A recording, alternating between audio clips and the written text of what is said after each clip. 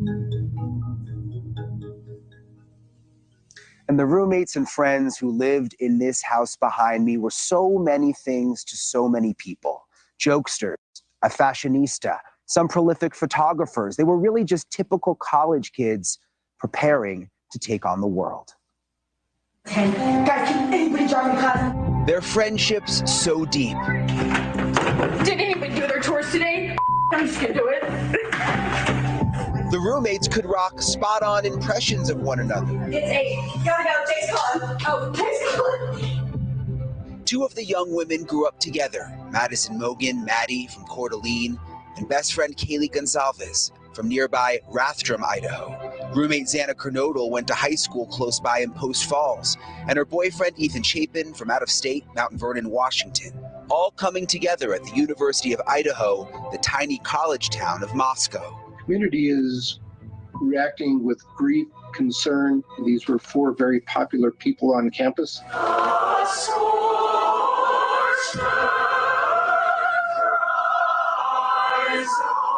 Emotions raw at a community vigil on campus Wednesday, including Ethan Chapin's mother. My name is Stacy Chapin. I'm Ethan's mom. Her 20-year-old coming to the university this fall with his brother and sister. Triplets, they were inseparable. Ethan's last day spent accompanying Sister Maisie to her sorority formal. Yet the freshman was usually with his girlfriend, Xana Kernodle, a junior studying marketing and reveling in the pair's growing relationship. A proud post of Mouse and Chef, a playful version of Ratatouille. And I want people to take this personally because she was everyone's daughter. Kaylee Gonzalez's sister talking to News Nation's Chris Cuomo about her younger sister. Kaylee was finishing her senior year strong, with her best friend, Maddie Mogan, always at her side. So then they went to high school together.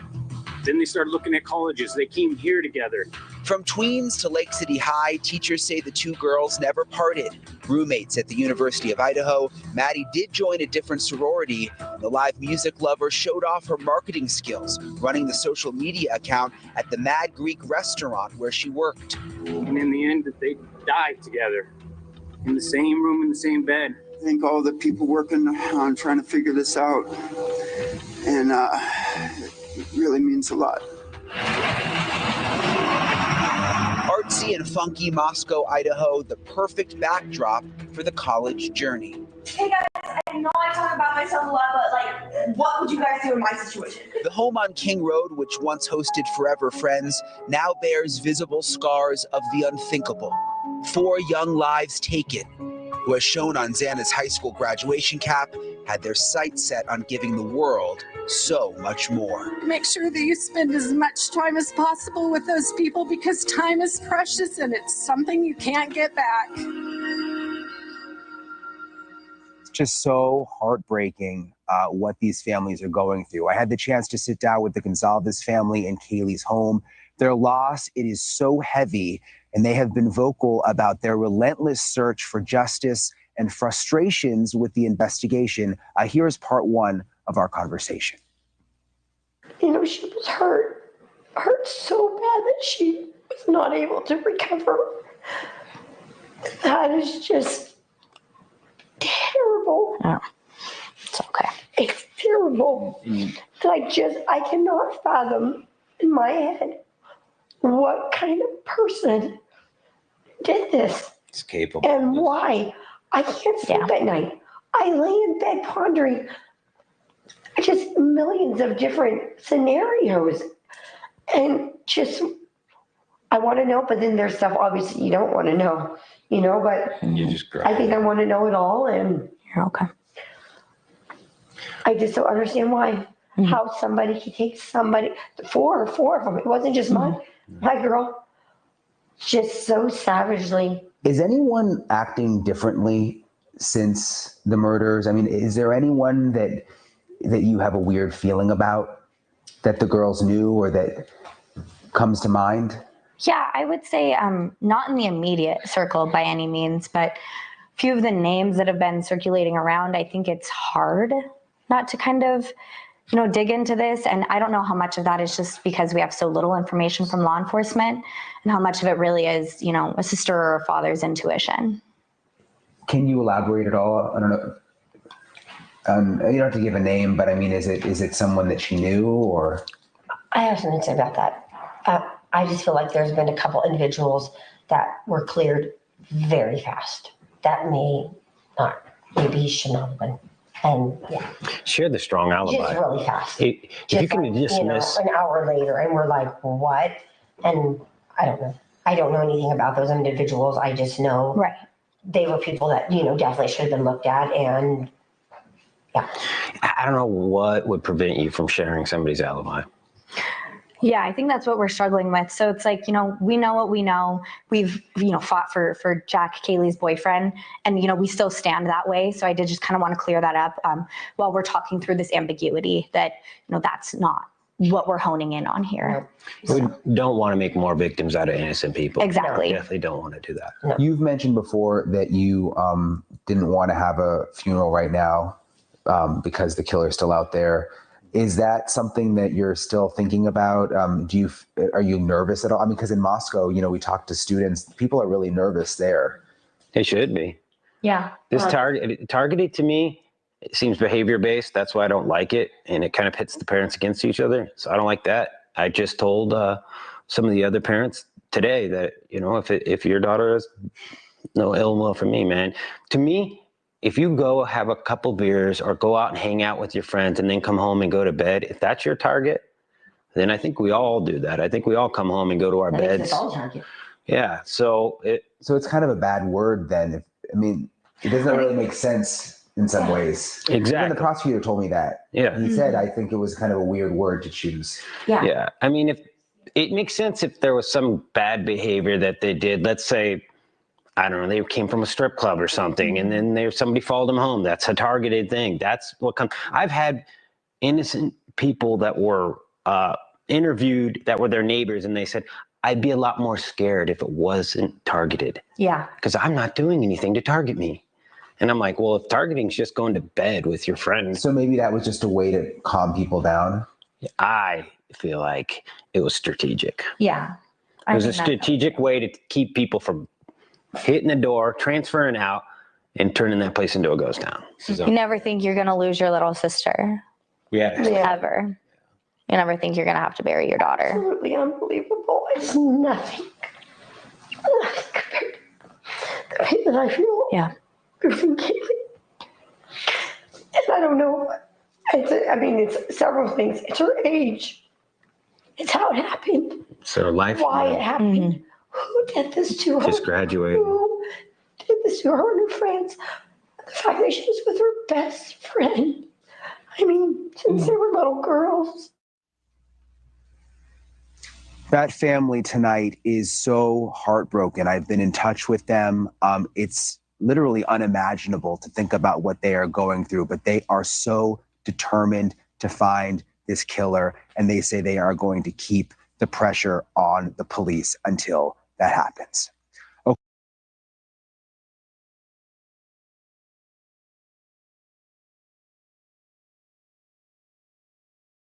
For agreeing to meet with us. I know this has been an extremely difficult year, to say the least. Yeah. How are you doing 1 year after? I know that's a loaded question. Well, I'm hanging in there. I have the best family and support system that I could ask for, and we're hanging in there. We've spent a lot of time, together and thinking about Maddie and just trying to live our best lives that she would want us to live. You've known Maddie her whole life. Tell us, who is Maddie Mogan, or as you call Maddie May, right? Maddie May Mogan, yes. She was the sweetest, smart, loving. She was the best. She never caused me one day of stress in my life. She was the best child I could have asked for, and we miss her so much. Tell us about. Hold on, Tim. I just want to make sure the mic isn't. Can we set that one's mine, but I think maybe that one, it might be clicking a little bit. Can we just set it on maybe right here? Yeah. Sometimes when the cord runs against something. Do we need to redo anything? No. Okay. Ben, tell us about Maddie from where she was born to where she grew up. Give us we want to honor Maddie. Tell us about Maddie's childhood. Well, Maddie was born in Eugene, Oregon. We lived down in Oregon for a few years. And so, yeah, she was born there, and we had a nice little life, just really simple. And then we moved up here when she was almost 4. And yeah, she did well in school. She had friends. She always had lots of friends. And she loved music. That she probably got that from me. We definitely enjoyed our music together, and then later on going to see live music. But she grew up here in Coeur d'Alene, and just a few blocks from here. And yeah, she had such a bright future ahead of her.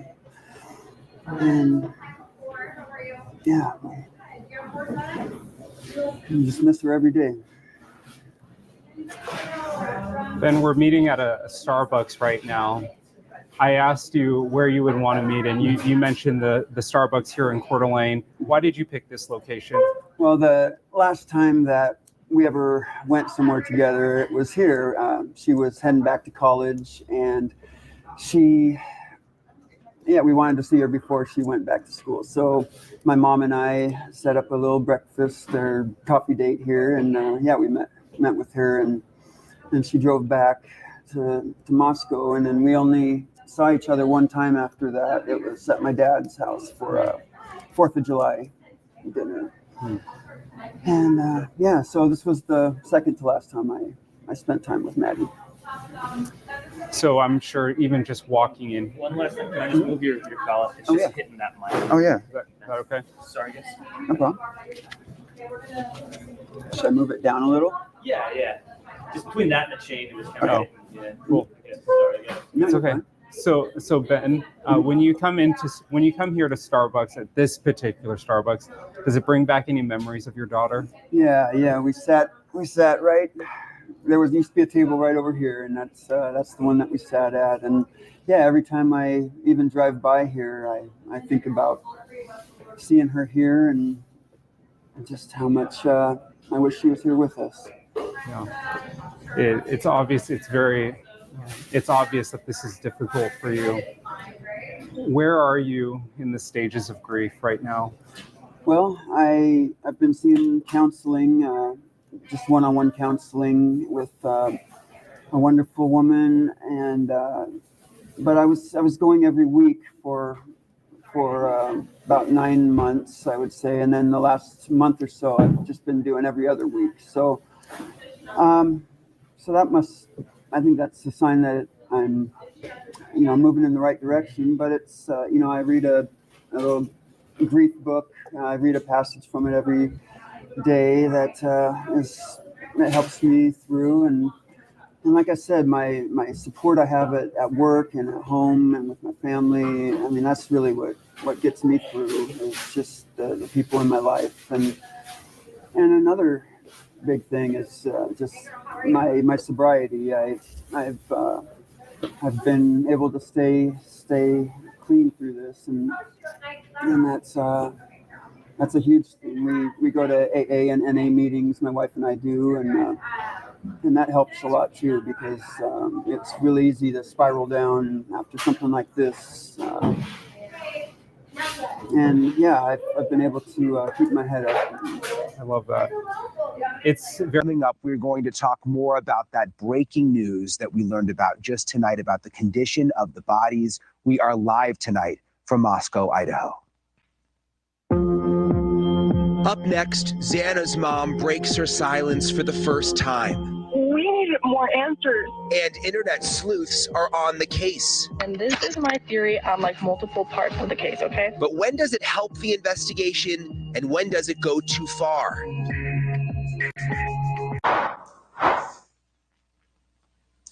I'm Brian Enton, live in Moscow, Idaho tonight. The murder mystery has reignited the murder here. The online sleuthing community who gained notoriety during the search for Gabby Petito in 2021.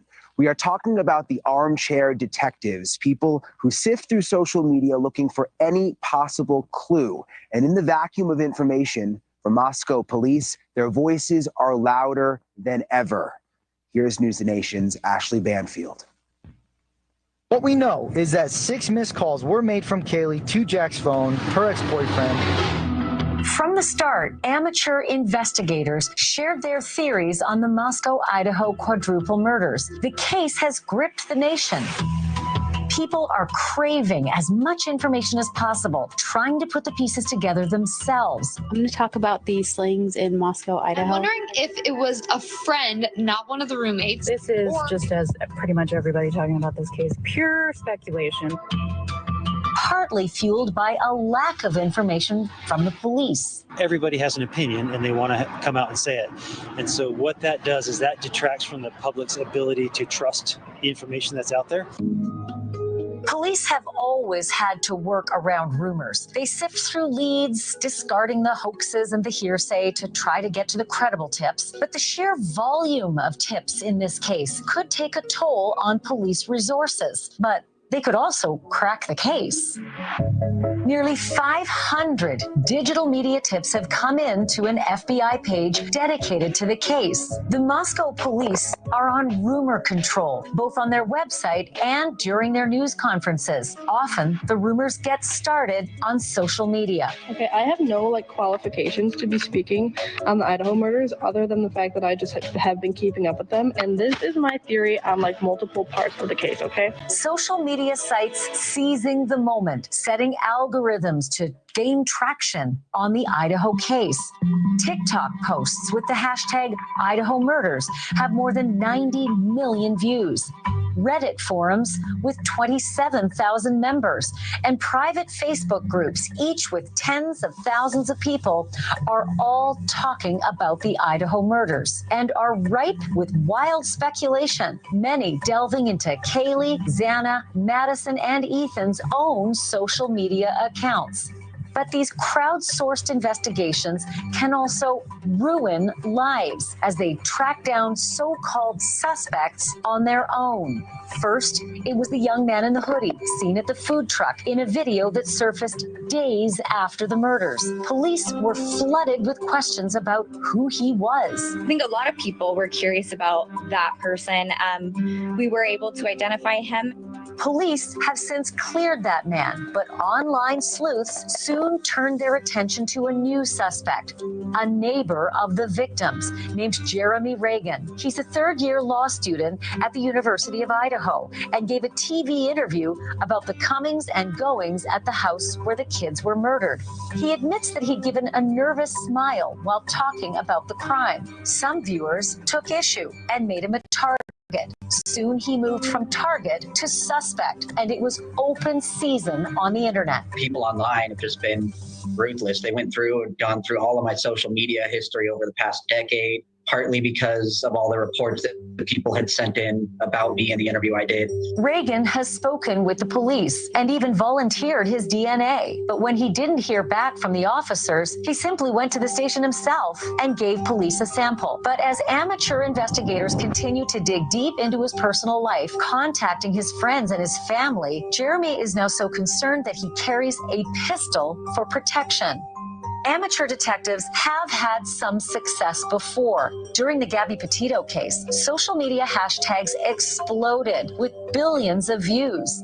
It was social media users that put many of the pieces together and gave police strong clues as to where to look.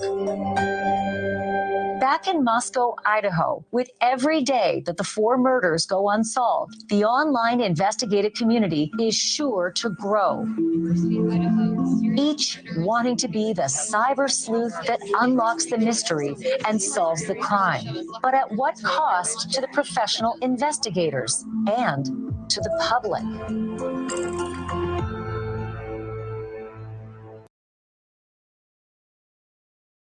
daughter, she just radiates, the smile and the joy that she brought was so evident. You talked about how she impacted so many people, and you still hear from those people, strangers even. What do they say to you?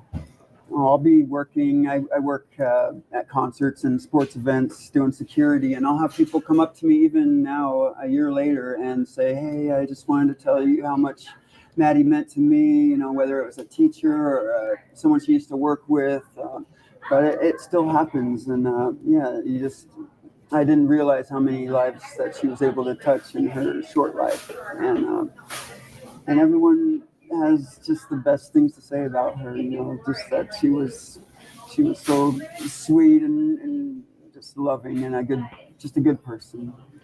So is it comforting for you to hear from those strangers? Yeah, I like to hear positive, happy things and memories about Maddie. That light went off. Oh. Is that okay? I didn't want to draw attention to it. I'm glad you caught it. There we go. Yeah, I might have to just switch the battery out. Okay, that's fine. These batteries die quick.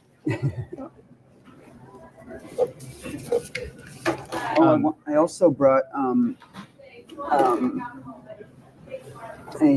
she wrote me a Father's Day card, the last Father's Day that we had, and so I brought it with me. Yeah. Oh. And, it's really sweet. It's so sweet. But if you want me to read it or something. Yeah, that might be good.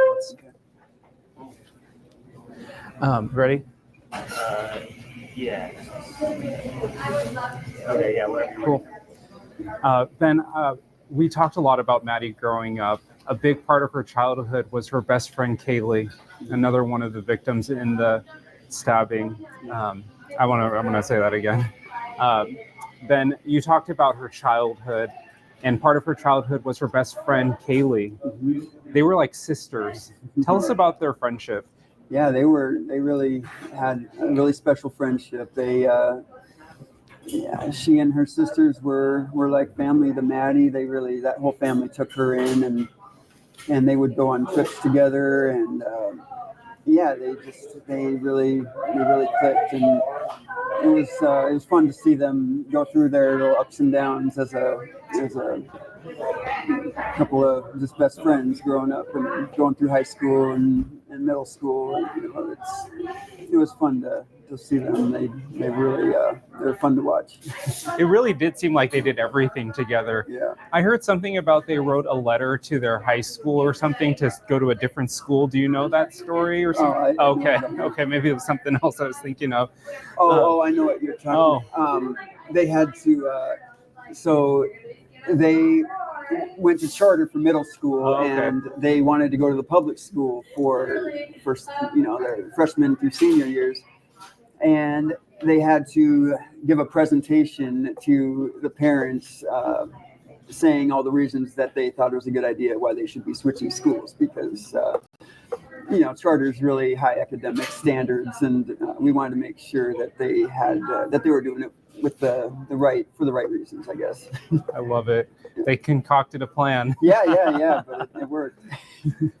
So from childhood, middle school, and then high school, and then you find out your daughter is going to college. She's going to the University of Idaho, which is just down the road. Yeah. Do you remember what it was like hearing that your daughter was going to be a vandal? Yeah, I was excited. It was going to be close enough that we'd be able to see her. She could come home on weekends, and but still, it was going to be far enough away that she could feel like she was living her own life and being independent, and having her own little hometown was special for her. And so I was so proud that she wanted to take that next step and do it right out of high school. And she just was. We went out to a dinner with some of her professors after everything happened, and they told me about how she was in the classroom and how she would just kind of take charge on projects, and she was kind of a leader in her group, in her class. And it was fun to hear that side of her, because you never know how your kid is when they're at school. Well, obviously, Maddie never got to walk across the stage, but last spring she was awarded a posthumous degree. You mentioned that you're proud of your daughter. When they announced that, what did that mean to you? Oh, and that was so special, and the University of Idaho has done such an amazing job just honoring her and the other students, and making it really comfortable for the families. And yeah, that everything that they did at the graduation was really nice. And walking across the stage and picking up that diploma for her that she earned. They didn't just give it to her because they were trying to be nice. She earned all those credits, and she got that degree. And yeah, we're so proud of her. So I want to transition. A look inside the crime lab system that handles all homicides in Idaho as we dig into the physical evidence the killer might have left behind, plus unimaginable loss. A lot of people have been wondering if Kaylee had a stalker, if that was really true. And new information from a family taking justice into their own hands.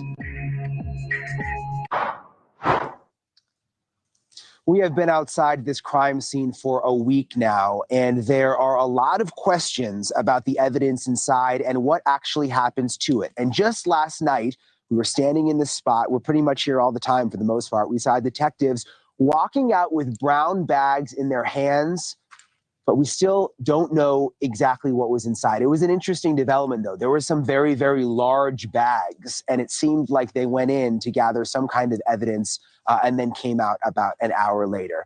Idaho State Police Forensic Services, they're pouring over what has been taken from this scene.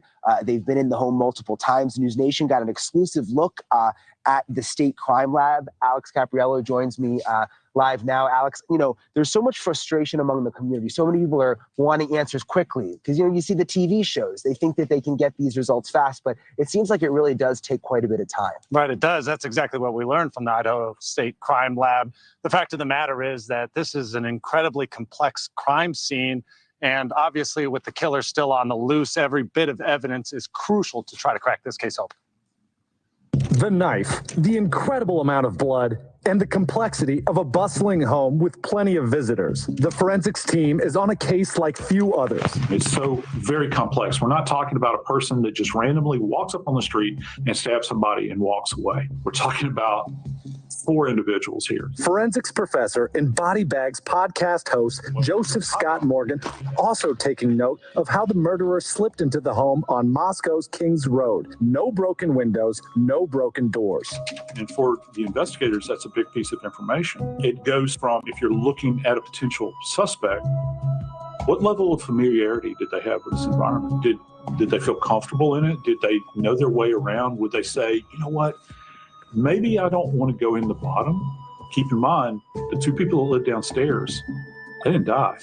And also in this case, a complicated stew of DNA from the roommates and, as a hopping college house, many guests.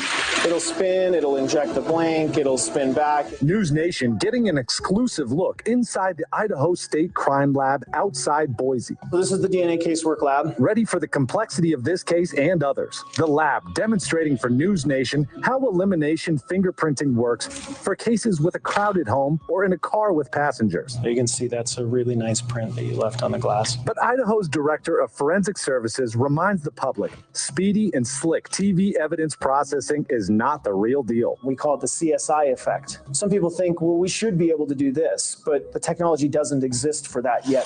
Time certainly moving slowly back in Moscow with the decision to tow the victim's car weeks after the murders. Wherever it is they're storing them, I hope that it would be at the Idaho State Crime Lab, because at crime labs, they have actual evidence processing garages. At that scene, what did they have? They had a piece of yellow tape worn around that was providing security. One solid tip, bolstered by the careful processing of a single clue left behind. The best hope to find justice for 4 young lives. And just fascinating to see inside that crime lab, the work that they do behind the scenes. Explain to us why this in particular is such a complicated scene. Right. Well, I kind of briefly mentioned it in the story, but when you think about it, I mean, just look at it. It's a rather large house, first and foremost. 3 stories to it. That's a whole lot of evidence for investigators to comb through.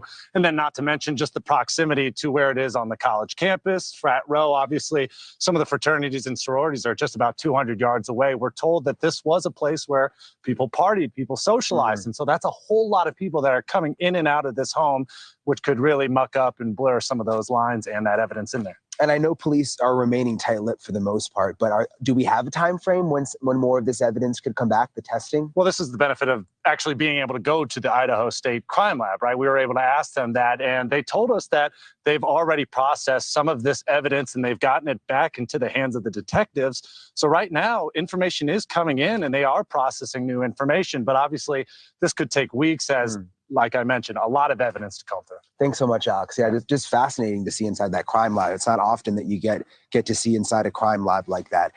So we've still got more to come. Alex mentioned it, still evidence being taken out of the house. You saw the brown paper bags. We got that video yesterday. This is all so active. More coming up after this break, live from Moscow, Idaho.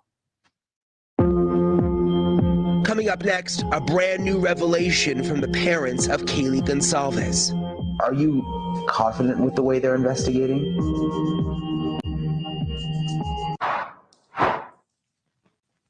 Welcome back. There has been so much information floating around for the past several weeks about this case. Some of it is true. Some of it has obviously been rumors. And a lot of the talk has been focused on whether Kaylee Gonsalves may have actually had a stalker.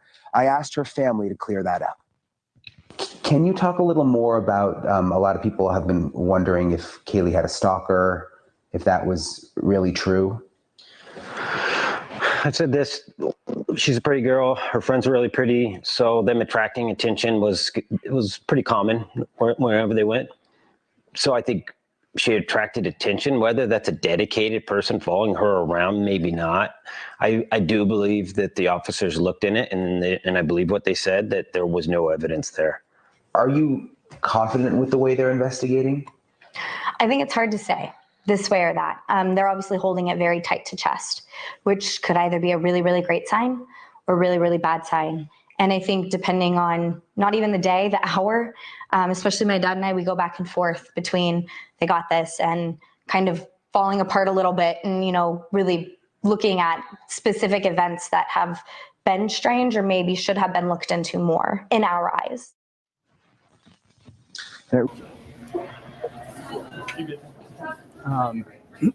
Ben, did you know, is it Jake Schreiger? Yeah.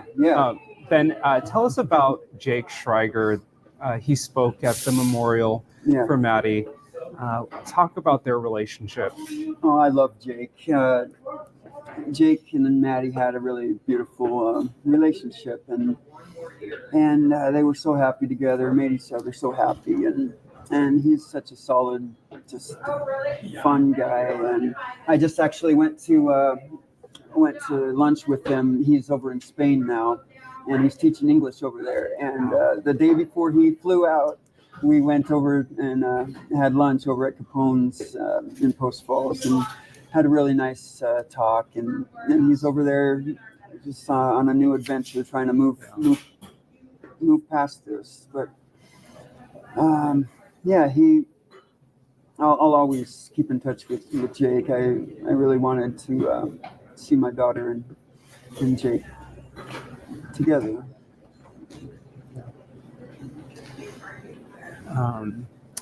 I know that's so hard to talk about, so thank you for being so open.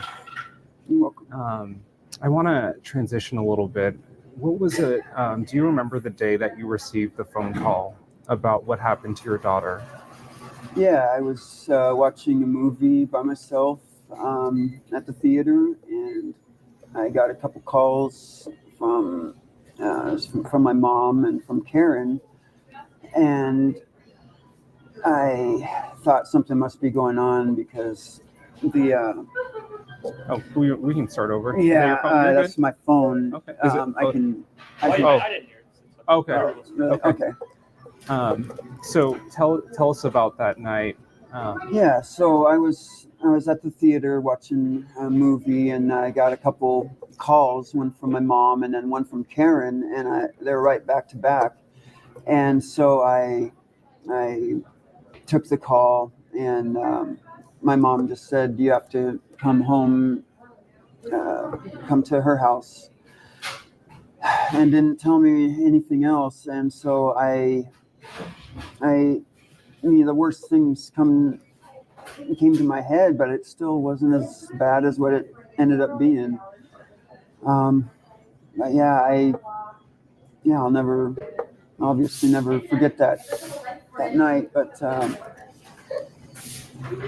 yeah, I spent the rest of the night just with my family, just trying to make some sense out of this. And yeah, it's just horrific. I hope no one ever has to go through something like that. Are you following the legal proceedings right now? I get updates from the prosecutor's office by email. I try and get the information that way rather than watching the news about it, because it's just hard seeing that guy's face. And yeah, I can kind of cut right to the chase when I just get the emails that they send me. So I try and kind of turn the channel when it comes on the TV, to be honest. But yeah, I know what's going on with the case when things happen with it. And not to mention misinformation around this case. Yeah. Has that been difficult to see what people say about the kids? I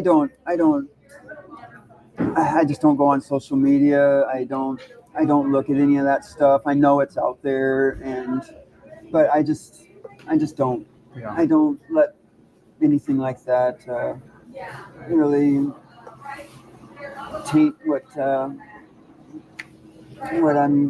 going. It's hard enough already just as it is, and I just don't try and bring any negativity into my life that I don't need. So, and I've been able to do that.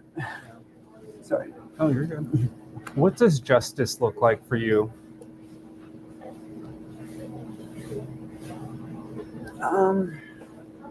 Yeah, I don't know how to answer that question. That's okay. Yeah. Thank you. I appreciate your honesty. Nodal and Ethan Chapin, the 4 University of Idaho students who were stabbed to death in the pre-dawn hours of November 13th, 2022. Do you ever dream of your sister? Yeah, I've had some dreams of her. Just gives me some peace knowing that I know she's okay. Xana Kernodal's sister Jasmine and father Jeffrey are speaking out for the first time since Xana's murder. This happened, What do? You can't do a damn thing. Everybody's going to work and you look out the window and there's kids running down the street laughing and you're just like, how can you be out there playing? My daughter's dead. On the night of the murders, Christy and Steve Gonzalez's daughter Kaylee was in the same bed as her childhood friend, Maddie Mogan. The Gonzalezes say coroner Kathy Mabbitt told them before a gag order, the killer attacked Maddie first, then moved on to Kaylee. There's evidence to show that she awakened and tried to get out of that situation. They say she cried out, and her wounds show she fought for her life. The way the bed was set up is what... She was trapped. She was trapped. Xana also fought back. According to her father, she had severe defensive wounds. She went down fighting. I believe so. It's upsetting to think about. She was always a very strong person. A judge has entered a plea of not guilty on Brian Kohberger's behalf, but he is not the person the families want us to remember. He's not important other than what he did and being held accountable. I'll be here to keep reminding people who these victims are. So Peter is joining us now, and you mentioned it in this piece, but a reminder to everyone that there's a gag order in place. This case got a lot of attention initially. We haven't seen it in the media that much because really, people can't talk. Authorities can't talk, but the families can. Right, the families can, and what the Gonzalez family, who lost their daughter Kaylee, what they do is they share with us facts from their own investigation. They hired their own investigator, but also facts that the coroner and a lead investigator in the case gave them before the gag order was in place. So we have some new information in the course of this show that that is fascinating. I know you don't want to talk about everything you learned, but what's something that sort of jumped out at you? The big thing is that based on all that they have learned, the Gonzalez family is convinced that Brian Koberger, the suspect in these 4 killings, entered that house on King Road in Moscow, Idaho, on a day prior to the murders. Why did they think that? Because the coroner told them that they believed that the 2 girls on the 3rd floor were the first ones attacked and killed. How did he know to go to the 3rd floor? And they also have, the family believes they have found a connection through an Instagram account that they downloaded at the time when Koberger's name first came out. And based on their investigation, there's a lot of controversy about this because we haven't been able to get verification from any authority on this. But they believe that there is a link, that Brian Koberger had liked some pictures of Maddie Mogen, the girl who was in the bed with Kaylee, best friends. They'd been sleeping together since they were little girls. And that creates a link. The defense has said there is no link, but the Gonzalez family believes they found one. It would explain a lot of the questions that people had about, where did he come from? Because it really did seem like there's no way they could possibly sort of cross paths. You do have some good news, though. For this Yes, family. there is some good news for the family.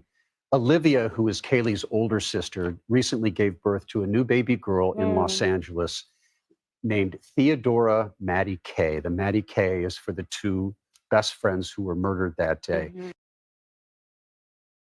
you first just tell me how you guys are doing? That's a tough question. It is a tough question.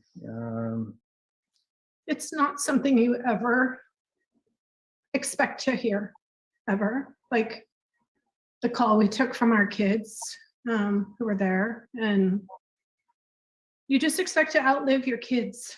Honestly, I don't know. We're just trying to process it. It's not a call that you think that you're going to have to speak with the funeral home directors and the FBI and have it hit national news. I mean, we're more concerned, Ethan was a triplet, and that's a big thing. There's a couple of things. Ethan was a triplet, and that's the most important thing for us because we have these other 2 kids that are very impacted by this. And they need to be lifted up and cared for. And I think the other thing that's important to us is the reason why we've agreed to do this is, number 1, you're local. And number 2, it's important for us to get Ethan's story out. We don't really want anybody else representing him. And it's hard to have people speaking on his behalf. So we think it's best for us to do this. And you did say, of course, that he was a triplet, and looking through the pictures you sent, like you said, they seem to be always together. I mean, did they all go to high school and then college together also? Elementary, high school, everything, college, they all went to the same university. Yeah, I mean, everything. We travel, we play, we hike, everything we do is all of us together. I mean, we're a pretty tight family. Did you say that they were the ones that called you about this happening? Yeah. Yes. And then are you guys all back together now? We are. Yeah, we're in our home in northern Idaho, our summer home. We're going to be here for a couple days just to regroup a little. Yeah.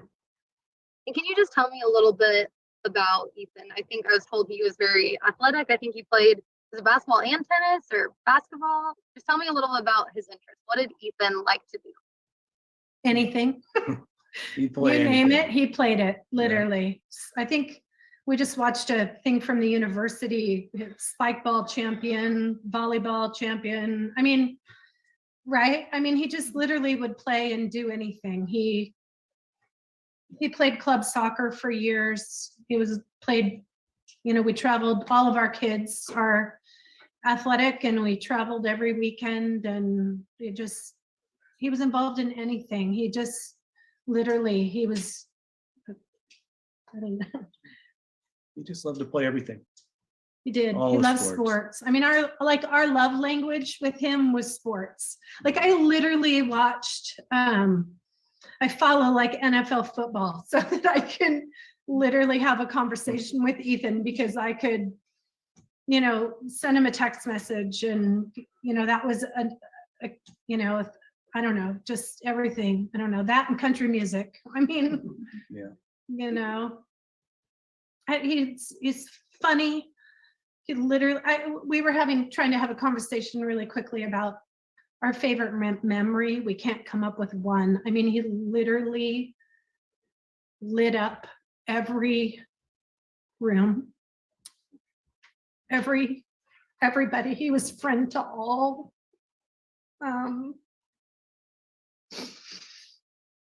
He was an incredible human. I mean, one of a kind, popular. I mean, not that that matters, but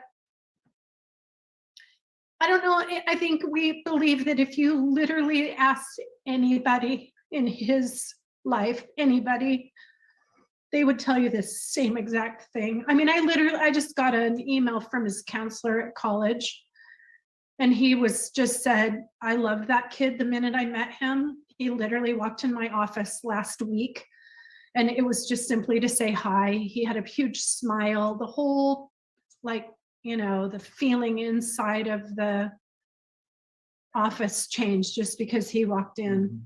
He always had something funny to say. That's been something we've talked a lot about. I mean, he was definitely the comedian of the three kids. He kept us all, I mean, we have the funniest videos of him. He's the kind of kid that everybody wanted to be around. You know, he was just a good kid. He's a good kid. That kind to all. Didn't deserve what happened. No. Oof. And wasn't he going to school to study? It was something to do with sports, wasn't it? Sports management, I think. I don't know the technical title of it. But yeah, I mean, we told him he should go be a teacher and a coach. I mean, he was incredible the way he worked with kids, and he refereed youth basketball on the weekends in Mount Vernon. I don't know. He touched a lot of people. I mean, it's the amount of support that we've seen so far has been incredible. Right? Yeah.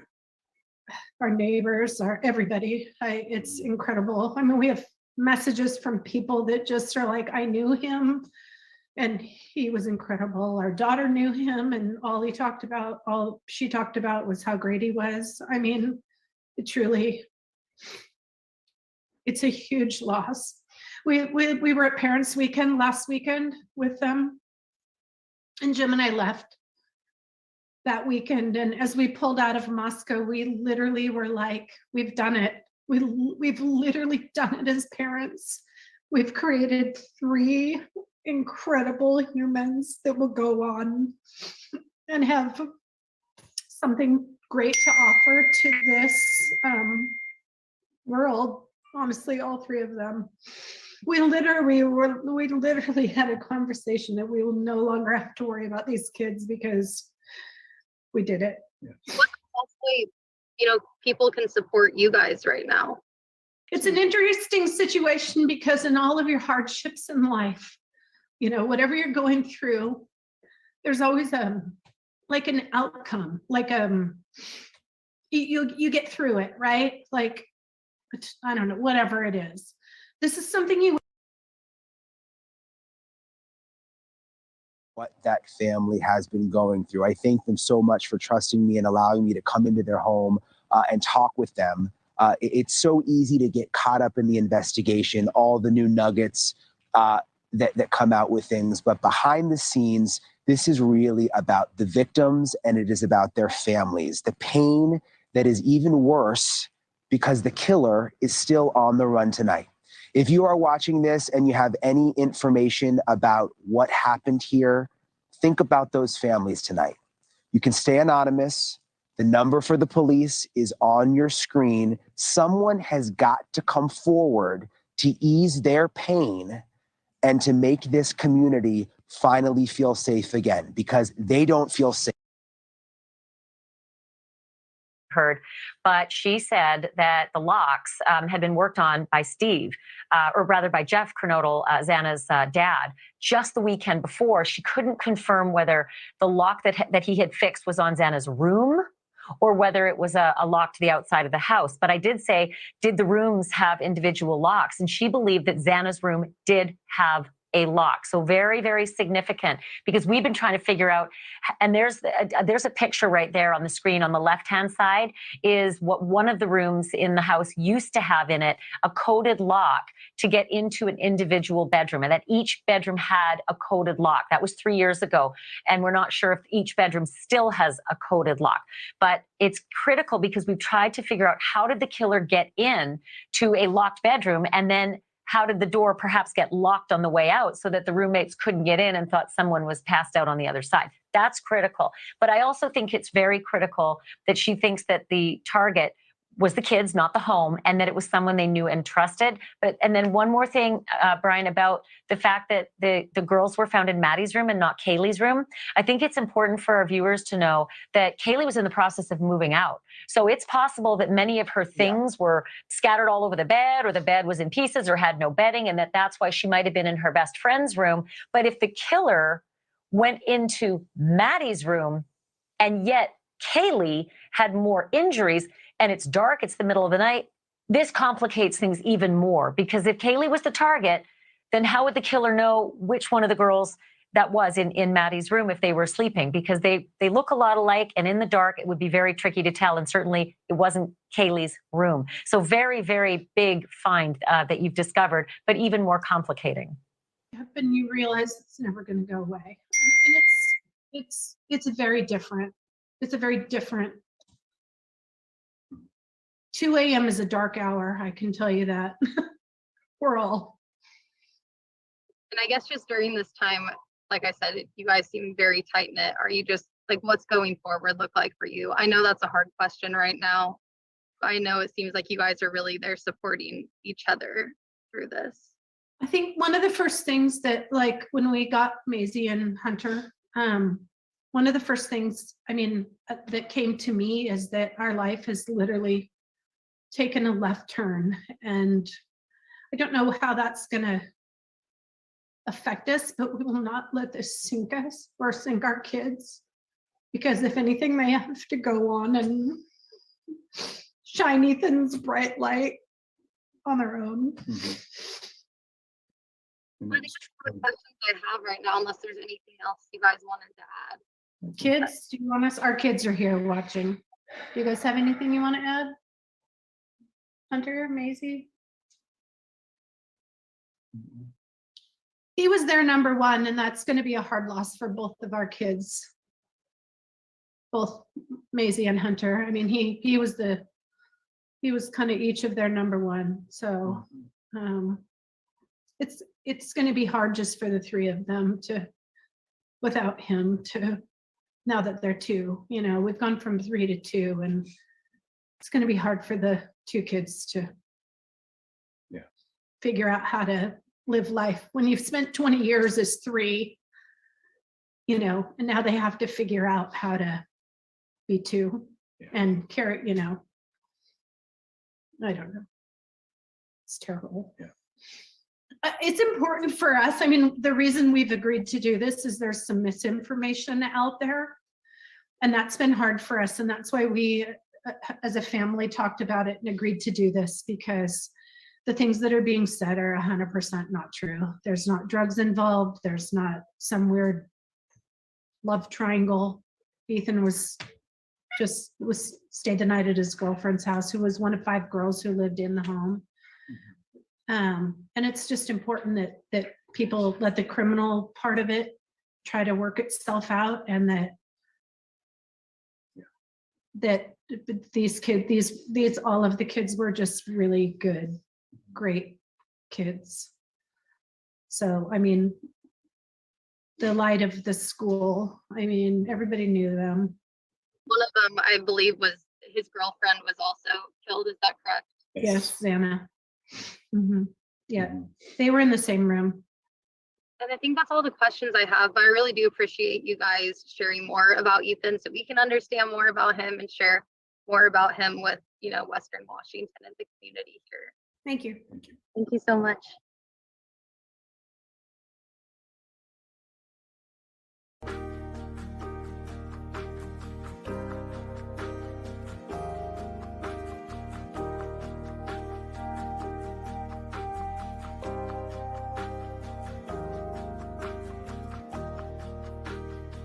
it's time to go, say so, and I'll know when it's time to go.